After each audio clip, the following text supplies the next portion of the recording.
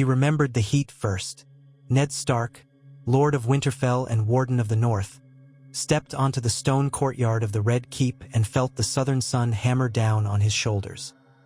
He remembered thinking it must have been even hotter for the gold-armored guards in their helmets and breastplates. The river breeze carried scant relief from the dryness that hung in the air. His northern blood found King's Landing an uncomfortable place in every sense. The climate was only the beginning of it.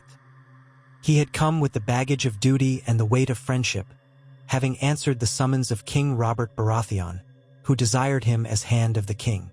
He carried also the memories of Jon Arryn's mysterious death. And he carried the seeds of suspicion that even a city so golden and so bright in the midday sun might hide rot under its walls. Ned had stepped from the carriage, letting Ser Roderick Castle and his daughters Sansa and Arya follow behind him. The hush that came over the courtyard was not quite respectful. It was more curious than anything. He had known he would be an outsider in this city, but he did not yet know exactly how that outsider's role would shape his fate. Nor did he guess how quickly the city would reveal its venomous secrets. In the days and weeks to come, Ned would come close to unraveling a conspiracy that had started long before Jon Arryn's death. But in this alternate tale, this happenstance of fateful exposures, he would discover something far more direct and far more explosive than whispers about the parentage of royal heirs. He would discover who, precisely, had set the wheels in motion to pit Lannister against Stark. Littlefinger was many things, but he was rarely sloppy. In another strand of fate, he would keep his secrets just well enough to nudge Ned toward his doom. But in this version of events, a shard of truth came to light at precisely the wrong time for Petyr Baelish. Or perhaps it was the right time, if one considered the reasons that had shaped his entire adult life. It all began when Varys's little birds, frightened by a rumor that King Robert might soon die in a hunt, or that the Tyrells might come into greater power, or that the Queen might do something drastic, whispered in the wrong ear. Instead of feeding all of the bits of knowledge to the Master of Whispers, they fed one crucial piece to Grand Maester Pycelle. And the old man, while more cunning than most believed, was also not the unflinching loyalist to the Queen that some assumed. He was a creature of self-preservation above all. That single whisper of Baelish's manipulations worked its way through a labyrinth of watchers and eavesdroppers until it reached a pair of royal guards who took it to the Lord Commander of the Kingsguard. One small detail was all it took. Petyr Baelish had orchestrated the tensions that now set the Starks and Lannisters on a collision course. But no one wanted to risk delivering such news to the king before verifying its accuracy. The city might have turned to cinders on such an accusation alone. So the rumor lay coiled, half-substantiated, in the shadows for several days after Ned's arrival. It would have remained half-buried forever, if not for the next piece of the puzzle. An offhand remark by Lord Renly Baratheon about how Littlefinger had quickly arranged the wedding feast for Tyrion Lannister and Lady Tully after the Imp's capture by Catelyn Stark, and how he had done so with a curious gleam in his eye. Renly never knew that his musings at a small, private dinner could be the final link. But the king's brother had a sharper perception than most gave him credit for. Thus, the watchful eyes in the Red Keep began to see Petyr Baelish for who he was. A spider weaving a web just as thick as Varys's, if not thicker. Ned, at this juncture, found himself at a fork in the road. He had come to King's Landing convinced of the Lannisters' treachery, Jaime's attempt on Bran's life, Cersei's secrets, the Queen's own strangling hold over Robert. He had begun investigating, quietly, the circumstances of Jon Arryn's death, and in that tangle of secrets, he was certain that the Lannisters were at the root of it. When the Master of Coin volunteered to help him, Ned accepted warily, for he had no reason to distrust Baelish beyond the sense that Petyr was a slippery fish. But he had learned to distrust that sense. He had no illusions about Littlefinger's mercurial nature. Still, Petyr had saved him from being imprisoned in the brothel by the city watch on that eventful day that, in another life, might have ended so poorly. He was grateful for that, if nothing else. Yet on this morning, perched in the king's solar with the taste of sour Dornish wine on his tongue, Ned found himself listening to an entirely different story. Grand Maester Pycelle, expression dithering as always, but with a new tremor in his voice, had asked for a private audience. The door was barred from within, only the 2 men present, plus a single Kingsguard knight standing by the door. The old man's chain of office clanked as he twisted his frail shoulders. He fumbled with the folds of his robe, and then he told Ned a staggering possibility. Peter Baelish was the one who had planted the seeds of strife between the Starks and the Lannisters. Pycelle insisted he had proof, in the form of a letter that had been smuggled from Littlefinger's man to an unknown ally in the Vale, which had been intercepted by the king's spies. The letter spelled out, in language subtle yet decipherable, that Peter had orchestrated the blame for Bran's fall to lie upon the Lannisters and had further manipulated the tensions so that Ned Stark would arrive in King's Landing suspicious of the Queen's entire house. Ned's body went cold, despite the sweaty heat. His first thought was of Bran. How the boy had nearly died. How Catelyn had found the blonde hair in the tower. He had assumed the Lannisters were behind it, and indeed certain evidence pointed that way. But had Baelish stoked those embers, if not entirely engineered them? His next thoughts leapt to Sansa and Arya, who had only just begun to adjust to life in the capital. If Baelish's slyness had truly manipulated the entire situation, then the Lannisters were not the sole architects of the Stark family's woes. Ned realized with horror that he might have been dancing to Peter's tune, that all the righteous fury and suspicion he'd borne might have been carefully cultivated. He doubted Pycelle's revelations at first. The Grand Maester insisted that he had cross-checked the letter's code with a personal journal that once belonged to Jon Arryn himself, which had references to Peter's cunning in the Vale, though not by name. Pycelle offered to show him. Ned demanded it. Within the hour, the old man walked Ned down to Pycelle's rooms and retrieved the battered old tome from a hidden compartment. It was far from conclusive, but Ned's war-trained eyes saw enough. One cryptic note repeated, "Only the little finger points to chaos," and then the snippet from the intercepted letter, "Chaos is best used in delicate increments, else it devours the user as well as the victim." The falcon's nest was a proving ground. Now the wolf and the lion must collide, leaving me to pick over the scraps. When placed side by side, it seemed a direct reference to Peter Baelish's nickname, Littlefinger, and to the old rumor that he had orchestrated strife in the Vale. Ned felt physically ill reading it. He remembered the way Baelish had sized him up in the throne room, the half-smile dancing on the man's lips whenever mention was made of potential conspiracies. But to unmask Peter Baelish for the cunning manipulator he was would not simply settle the tension. Ned realized it might blow the tension wide open, because it was not only the House of Stark that Baelish had manipulated, but the House of Lannister as well. For if Tywin Lannister or Jaime or especially Cersei got wind that Peter Baelish had orchestrated the entire fiasco, they would have their vengeance, and possibly rope the Starks into it as well. The city teetered on the brink of an even greater chaos. Ned also realized that, ironically, if this truth came to King Robert's ears too soon, it might provoke the king's wrath in unpredictable ways. Robert had never been a careful or thoughtful leader. He was all storms, all thunder, and if riled, the king might cut down whichever man or woman he blamed for his vexations. If the Master of Coin was publicly exposed, Ned worried that the king's fury might indeed quell one threat but unleash the Lannisters' fury or the small council's upheaval, sowing bedlam in the streets. He asked Pycelle who else knew, and the Grand Maester responded in a quavering hush. The Lord Commander of the Kingsguard, Lord Barristan, was informed by one of the guards who delivered the rumor to me. Lord Renly also suspects it. And Varys, of course, suspecting everything as he does, likely had the same knowledge, but for some reason has not brought it forth.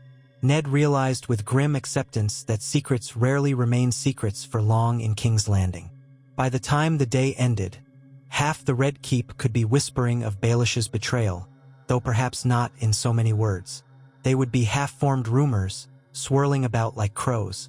He left Pycelle and the protected tome, stepping into the corridor that offered a vantage of the city. The sun was dipping toward the horizon, painting the streets with an orange glow. Ned tried to think. If Baelish truly had orchestrated the tension that had brought him here, that had brought violence between Stark and Lannister, then there would be no justice until the man answered for his crimes. But Baelish was cunning. He had men in the City Watch under his sway. He had alliances, especially among those who favored gold above all. Ned could not simply storm into Baelish's chambers with steel in hand. That might provoke a bigger bloodshed. Catelyn was away. He believed she was heading to the Eyrie with Tyrion Lannister as prisoner. If Ned set off a conflagration here, how would that affect his wife's safety or the war that might erupt on multiple fronts? His first step was caution. He sought out Lord Barristan Selmy, the old knight who had served 3 kings and who carried a reputation for unwavering honor. Barristan confirmed that the rumor reached him through a reliable guard. He had quietly verified that certain gold cloaks answered to Baelish. Selmy was outraged and troubled. "He has the king's confidence, you see," Selmy said in a low, respectful tone. "Or rather, the king hardly notices him at all, which amounts to the same advantage for Baelish. He is always at court, counting coins, producing gold, paying the king's creditors. He is as integral to the crown's finances as Pycelle is to its healing. Exposing him might throw the realm's finances into disarray." Ned pressed his lips together, remembering how crucial Baelish was to the kingdom's coffers. Robert had bled them nearly dry with lavish tournaments and feasts, and Baelish had performed seeming miracles to keep the gold flowing, or at least to keep the realm afloat with borrowed sums. If this man was truly a traitor, truly the cause of such division, they could not let him remain. Yet how to remove him without fracturing the kingdom further? Meanwhile, Baelish, oblivious to the gathering storm, continued in his daily routines of half-smiling at the court, flirting with Sansa in a way that unsettled Ned, and exchanging cryptic remarks with Varys. If Littlefinger suspected that word of his manipulations had slipped out, he gave no sign. He was an excellent actor. Yet in the passing days, it became more and more apparent that the tension was building. Varys would watch him from across the small council table with a curious tilt of his head, occasionally flicking his gaze toward Ned as though assessing how this might end. Lord Renly would greet Baelish in an unusually curt manner. Pycelle, of all men, found excuses to cough or stammer whenever Baelish entered the room. And Baelish, though not a man of principle, was a man of perception. He could sense that the atmosphere had changed, so he took steps of his own. It came to a head one evening, when Ned had arranged a private conversation with the king to gently, carefully, raise the suspicion of Baelish's duplicity. Ned found Robert half-drunk, as usual, clumsily tossing bones from a roasted pheasant onto the floor for the hounds. King Robert had always been a strong presence, but these days, his strength was hidden beneath a growing belly and a haze of wine. Still, Ned hoped the memory of their old friendship might give him a chance to talk sense before the Lannisters or Baelish got to him. "My friend," Robert said through a mouthful of half-chewed bird. "You look gloomier than usual." Ned tried to phrase it politely at first. "We have a complication, Your Grace. There is reason to believe a certain official in your small council has been sowing unrest between House Stark and House Lannister. I do not name him lightly." Robert's eyes narrowed slightly. He picked up his goblet and took a swig. "And? Which official do you mean?" Ned hesitated, then decided to speak. "Lord Baelish, Your Grace." At first, Robert seemed ready to guffaw. "Peter? That scrawny little man? Don't be a fool, Ned. He's not worth a second thought beyond the coin he juggles." Ned swallowed. "He is cunning, far more cunning than you might guess. And I have seen evidence, convincing evidence, that he orchestrated slights and falsehoods that drove suspicion between the Lannisters and my house. It seems he seeks to profit from the strife." Robert's face twisted with annoyance. "This is no game for me to puzzle out, Ned. You bring me accusations, but do you have proof? Peter is a snake, yes, but a valuable snake. I don't need the realm's finances in tatters." His watery blue eyes took on a suspicious glint. "Are you certain you're not just trying to shift blame, to save face from your wife having seized the imp? I heard about that tidbit. She took Tyrion Lannister captive and has whisked him away. Tywin will be incensed. If Baelish was in any way behind that, I'm not sure how we'd prove it. He's slippery as an eel." Ned pressed his lips together, trying to maintain respect for the king's position. "I wouldn't bring this to you without good cause. There is a letter, coded references pointing to him. Grand Maester Pycelle has corroborated it with certain notes left behind by John Arryn. Robert belched, scratched at his thick black beard, and frowned. John Arryn? That old man was investigating something else entirely, I thought. Some nonsense about Cersei's children. He trailed off, eyes flickering with guilt or fear. Robert was not so drunk that he forgot what that investigation had implied. But he returned to the subject with a scowl. It could be real or it could be a trap. I have neither the time nor the patience for illusions, Ned. If you want me to do something about Baelish, I'll need ironclad proof. I won't risk the crown's finances without a damned good reason. Ned bowed his head. I understand. I only ask that you allow me the time to gather that proof, and that you do not tip your hand to him. Robert grunted. Fine. But if this is some northern paranoia, I'll be quite put out. Ned left with a heavy heart. The next day, Baelish approached him with a friendly smile, as though nothing were amiss. Lord Stark, he drawled. I fear you've been looking a bit pale. The southern heat too much for you, perhaps? Or something else? Ned fixed him with a guarded stare. I am well, Lord Baelish. Ah, but your eyes do not sing the same tune. You know, if something's bothering you, I'm always ready to help. I helped your wife, after all, when she came to me upon her arrival. I hope you find my loyalty unwavering. Ned forced a thin smile. Your assistance is appreciated. I hear rumors about you, Baelish said, stepping in a bit closer. People say the stoic Ned Stark moves around the court like he's searching for enemies behind every pillar. Believe me, my lord, you'll find them if you look in the right corners. But be careful not to conjure them where they don't exist. Something in the way Baelish spoke made Ned's skin crawl. He managed not to flinch. Wise advice, Lord Baelish, he answered. That day, Ned went to see Varys. He found the Master of Whispers in his own modest chambers, sipping spiced wine, wearing a thin saffron-colored robe. Varys's expression was as unreadable as always. Lord Stark, he purred. This is quite the unexpected visit. How may I be of service? You know I live but to serve the realm. Ned disliked him nearly as much as he disliked Baelish, but Varys at least seemed less personally invested in destroying House Stark. I need answers, Ned said quietly. What do you know of Peter Baelish's plan to pit the lion and the wolf against each other? Varys parted his lips in feigned surprise. My lord, I may have heard some small whisper that Lord Baelish has grown ambitious. But does that truly surprise you? He's always had his sights set far above his station. Ned tensed. You knew. Varys's round face took on a hint of sympathy. I suspected. One can never be fully certain. But Lord Baelish has been building alliances in the City Watch and in certain mercantile circles. He profits from the tensions, you see. If House Stark and House Lannister are at each other's throats, he gets to play the savior for whichever side comes out battered but still standing. He invests in the chaos. He did something similar in the Vale, I believe, and that's how he rose so quickly under Lord Arryn's patronage. And, of course, he had connections to your wife's family in the Riverlands. Ned gritted his teeth. And you said nothing? Varys held up his hands, trembling them slightly. What good would it do, my lord, to stir the pot too soon? Sometimes a bit of chaos can reveal deeper truths. I serve the realm, and the realm might require cunning to forestall certain disasters. When Ned's glare hardened, Varys allowed his voice to soften.